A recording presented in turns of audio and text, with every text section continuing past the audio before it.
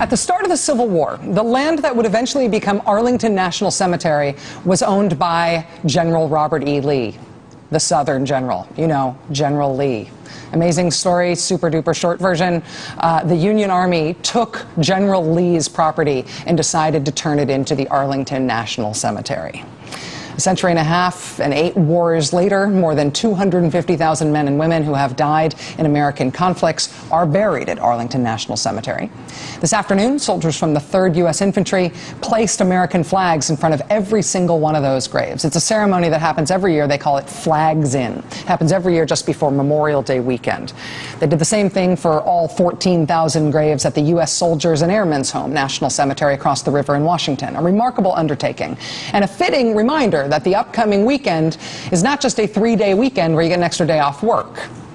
As was the president's speech today, the United States has spent the last decade at war, from which thousands of Americans will never come home.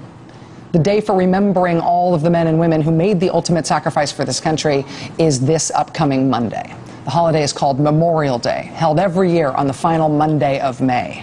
The thing about Memorial Day is this: it is not to be confused with Veterans Day. Veterans Day is the 11th of November. It's dedicated officially to the cause of world peace. It's held in honor of the treaty that was signed at the end of the First World War that was supposed to be the end of the war to end all wars. It has not worked out that way, but Veterans Day is a celebration. Veterans Day is a happy celebration and a thank you to veterans who have served. That's in November. Memorial Day is different. Memorial Day may now be understood as the unofficial start of summer, and it is indeed a fine day in which to hold a barbecue. But just in the last 10 of our country's almost 237 years, 7,000 men and women have given their lives for this country. And Memorial Day is about remembering that. That does it for us.